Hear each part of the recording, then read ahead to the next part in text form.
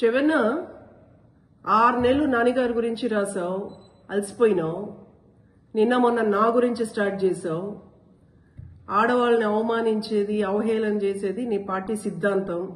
ఇంకోసారి రుజువు చేసుకున్నావు. అదిగాక పోస్టర్లు వేరే తయారు చేస్తూ ఉండవు. ఎంత దిగజారి బ్రతుకుతుండవు అంటే నువ్వు పోస్టర్లు కూడా చేస్తావా? సరే, రేపు 10 గంటలకి టవర్ క్లాక్ దగ్గర నీ దగ్గరుండే రుజువులు తీసుకొని రా. నా దగ్గరుండే రుజువులు తీసుకొని ఏంది, నీ సతీమణి పైన ఎన్ని ఆస్తిపాస్తులు ఉన్నాయి, అఫ్డివేట్లో ఎంత చూపలేదు, నేను తీసుకొస్తా. ఇంకా నీ కుటుంబ సభ్యులది కూడా. నువ్వు నా పైన ఏందుందో తీసుకొని రేపు 10:30కి టవర్ క్లాక్ దగ్గర రా. కాదు లేదు అంటే నీ చేతగాంతనము, చేతులు ముడుచుకుని ఉండాలి. తర్వాత మంచి అవకాశం నన్ను డిఫేమ్ చేయడానికి, నన్ను అవమానించడానికి నీకు మంచి ప్లాట్ఫామ్. పబ్లిక్ ఉంటారు. రేపు 10 గంటలకి టవర్ క్లాక్ దగ్గర ఖచ్చితంగా నువ్వు తీసుకొని రా అన్న. నేను వస్తా, మాట్లాడుకుందాం. ఉన్నది ప్రశాంతంగా మాట్లాడుకుందాం. ఇక్కడ రమ్మని ఏదో ధర్నాలు చేయడానికి కాదు, హ్యాపీగా ఉండేది చెప్పాలి. సో మీరు ఎవరు కూడా అరుచుకోకండి, ఏం కూల్ గా ఇవ్వాల్సిన మెసేజ్ అతని చోటు బాగా ఎక్కాల, పబ్లిక్ వినాలి కాబట్టి మైక్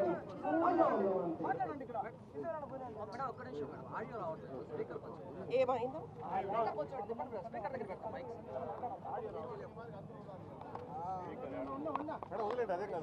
ఓకే.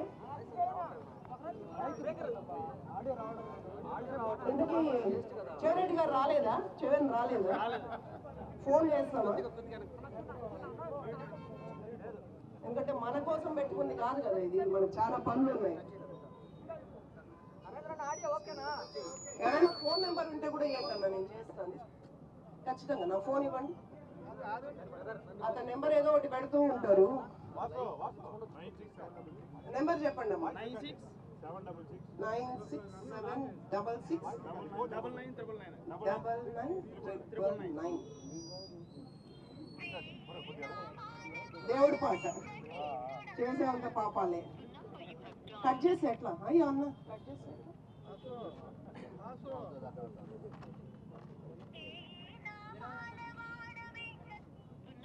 కట్ చేసేలాగా లేదమ్మా. రాసేసుకుంటే ఎట్లా, మనతో ఇటు రాకపోతే ఎట్లా? వస్తే ఇక్కడ నిలబడుకుంటే ప్రెస్ వాళ్ళు ఉంటారు, చెప్తాం కదా.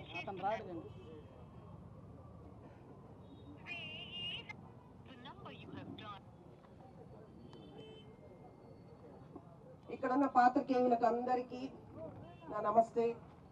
అండ్ ఎన్నో పనులున్నా, బిజీగా ఉన్నా, రమ్మన్న టైంకి అన్న వాళ్ళందరూ వచ్చారు. కానీ రావాల్సిన వ్యక్తి అయితే రాలేదు అన్న. సూటిగా రాష్ట్రంలో గత 5 సంవత్సరాలు ఆడవాళ్ళని అవమానిస్తూ, ఆడవాళ్ళని అడ్డం పెట్టుకుని రాజకీయం చేశారు. ఇప్పుడు చెవిరెడ్డి గారిని అడుగుతున్నా, చేత కాలేదా అన్న? నాని గారిని ఢీ కొట్టడానికి చేత కాలేదా? నాని గారిని ఢీ కొట్టాలా? నాని గారి ఎమ్మెల్యే ఇక్కడ, నేను కాదు. నాని గారిని ఢీ కొట్టలేక నా గురించి తప్పుడు వార్తలు రాస్తే సమాధానం చెప్పాలా లేదా? ఇక్కడ మేము కూడా 5 సంవత్సరాలు ఉన్నాం. మీ సతీమణి గురించి ఎప్పుడు మాట్లాడలా. ఆస్తుల చిట్టా చాలా ఉంది, మీ సతీమణిది చాలా ఉంది. ఇది తక్కువ, ఇది శాంపలే, కానీ అందరికి డిస్ట్రిబ్యూట్ చేస్తా. నేనే షాప్ కి డిస్ట్రిబ్యూట్ చేస్తా. మీకు కూడా ఆ సదవకాశమే నేను ఇచ్చా. రండి. నా పైన నేను లంచం తీసుకున్నానని అభియోగం చేశారు. అది మీ అఫీషియల్ పేజ్లో పెట్టుకున్నారు. పేపర్ రాతలు నేను పట్టించుకోను. సాక్షి రాతలు, తల రాతలు మార్చేటట్టుంటే మీ 2 చోట్ల ఓడిపోయి ఇంట్లో కూర్చోరు. మీ తలరాతలు మారి 11 మంది ఉండే చోట ఉంటారు. 164 మంది ఉన్న చోట ఓడిపోయి ఇంట్లో కూర్చోరు. సాక్షి రాతలే తలరాతలు మార్చేటట్టుంటే ఈ చంద్రగిరిలో మాకు 44,000 ఓట్లు వేయరు. మీ సాక్షి రాతలే తలరాతలు మార్చేటట్టుంటే జిల్లాలో ఏ వైసీపీ నాయకులు వాడుకోనంతగా నీ ఇంటి పేపర్ లాగా మీరు వాడుకున్నారు. అంత మీ రాతలకి దమ్ముంటే మాకు ఓట్లు వేయరు కాబట్టి అవి వేస్ట్. నేను అవి వేస్ట్ కూడా మాట్లాడడం. ఎందుకంటే ఇక్కడ చాలా మంది పత్రికా సోదరులు ఇంక్లూడింగ్ సాక్షి, నేను మీ పైన కేసులు పెట్టా వృధా. ఎందుకంటే వాళ్ళు బాగానే ఉంటారు. పాత్రికేయులు పోలీసుల చుట్టూ తిరిగారు లాస్ట్ టైం. ఇప్పుడు కూడా నా సవాల్ ఒకటే, నీ అఫీషియల్ పేజ్లో వైఎస్ఆర్సీపీ పేజ్లో నువ్వు నాకు పోస్టర్ వేసి పెట్టావు. నాని గారి ఫేసు నా పేరు స్పష్టంగా రాసి. ఆ మాటకు వస్తే సాక్షి పేపర్లో కూడా నువ్వు ప్రజాప్రతినిధి అని రాసుకున్నావు. ఎవరు తెలియదు ప్రజాప్రతినిధి. మరుసటి రోజు ఎమ్మెల్యే భార్య అని రాసినావు. ఏ ఎమ్మెల్యే భార్య, ఏ ఎమ్మెల్యే సతీమణి నువ్వు స్పష్టంగా రాయి. అప్పుడు నేను నీ పేపర్ పైన కేసేసే చూసుకుని స్పష్టంగా నువ్వు నా పేరు పెట్టి రాయి. నేను మళ్ళీ పేపర్ పైన, ఎందుకంటే అది కూడా టైం వేస్ట్, పేపర్ పైన కేసులు వేసేది. నువ్వు రాయి, అది కూడా అది రాయలా. నీ గ్రూప్లో వెరీ స్పష్టంగా నానిగారి ఫోటో వేసి, నా పేరు నానిగారి ఫోటో క్లియర్గా వేసి, నానిగారి అంటే ఎమ్మెల్యే సతీమణి అంటే నానిగారికి ఉన్నది నేను ఒక్కతే సతీమణి కాబట్టి నేనే రాసావు. నిన్ను రుజువులు తీసుకొని రమ్మన్నా ఇక్కడికి.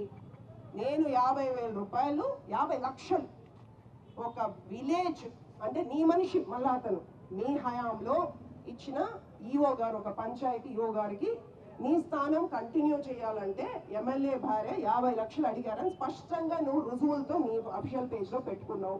అన్ని గ్రూప్స్లో నువ్వు సర్క్యులేట్ చేసావు. అందుకు మాత్రమే ఇక్కడికి రమ్మని చెప్పాను. నేను వచ్చి రుజువులు ఇస్తే నేను నీకు సమాధానం చెప్తా. వెనక కూర్చొని రాసుకుంటే వృధా. నేను బాగా చెప్తాను వినుకోన్నా. ఏ రోజైతే చట్టసభల్లో మా బోనమ్మ గారిని అవమానించారో ఆ రోజే మీ పార్టీకి పతనం స్టార్ట్ అయింది. బాగా గుర్తుపెట్టుకో, ఆ రోజే నీ పతనం స్టార్ట్ అయింది.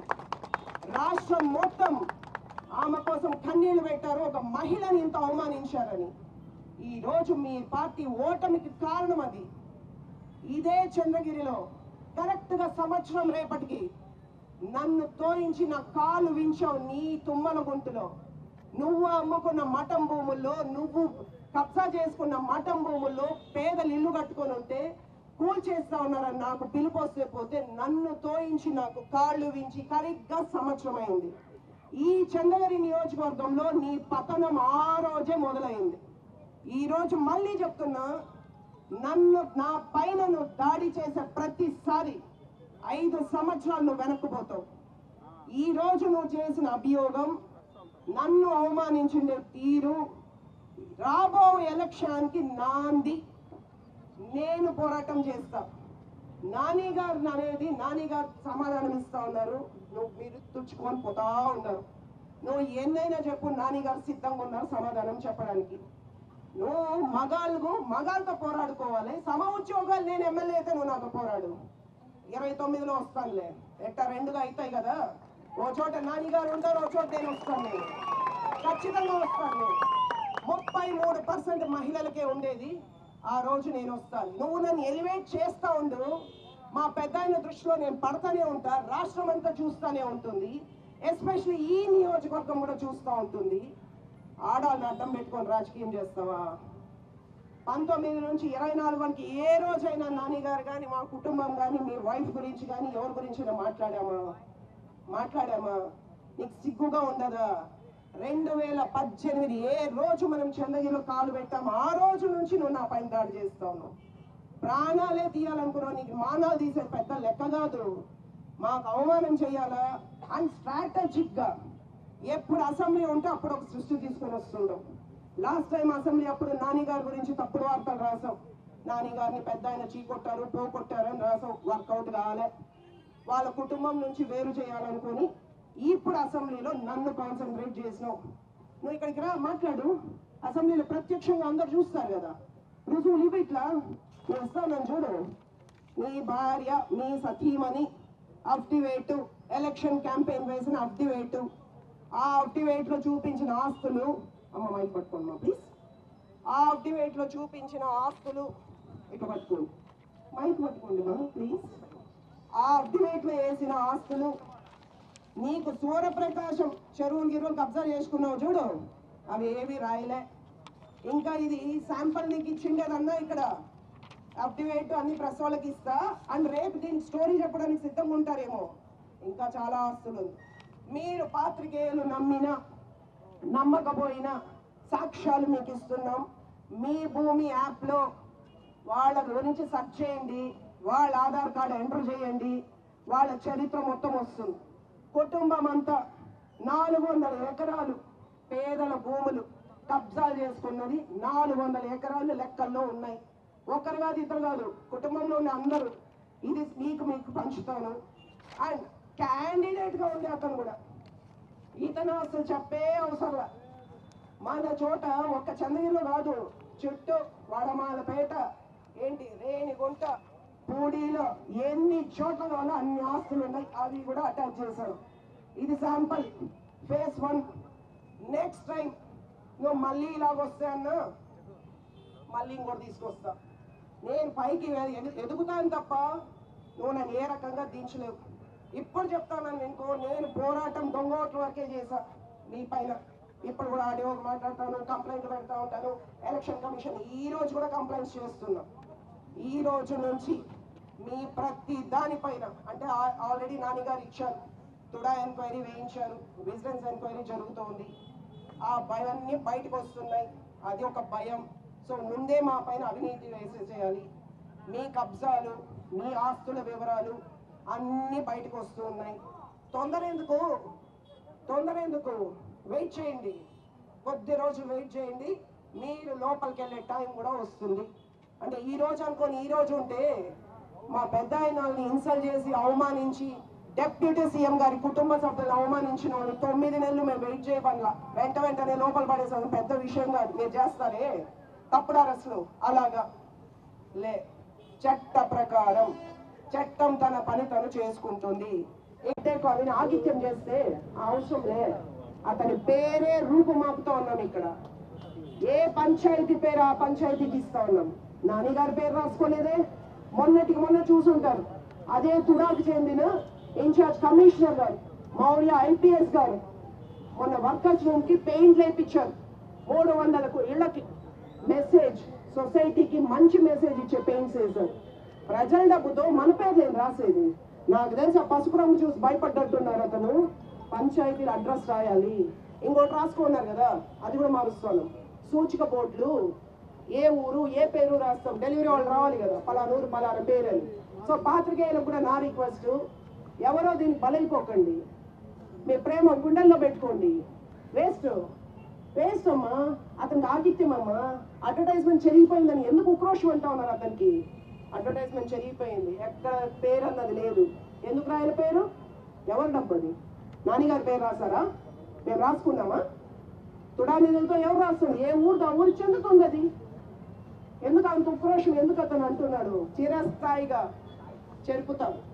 నా వంతుగా నేను మీ పేరు లేకుండా చెరుపుతా. ప్రజలలో నుంచి కూడా చెరుపుతా. ఇడ్లీ కుక్కర్లే కదా, ఆ డబ్బు మా డబ్బు ఎట్ట వాడావు, ప్రజల డబ్బు అన్నది మళ్ళా ప్యాంప్లెట్లు వేసి పంచుతాం. తుడా డబ్బులు కొట్టేసి కుక్కర్లు ఇస్తావా? ఎక్కడిది డబ్బు? ఏం ఉద్యోగం చేస్తారు? మాకన్నా క్వారీ ఉంది, మేము రాళ్ళు అమ్ముతాము, ప్రతి రూపాయికి లెక్క ఉంది. మీరు గంజాయి అమ్మే కదా బ్రతికేది, కబ్జాలు చేసే కదా. కాబట్టి మీకు అర్హతే లేదు మాట్లాడేదానికి.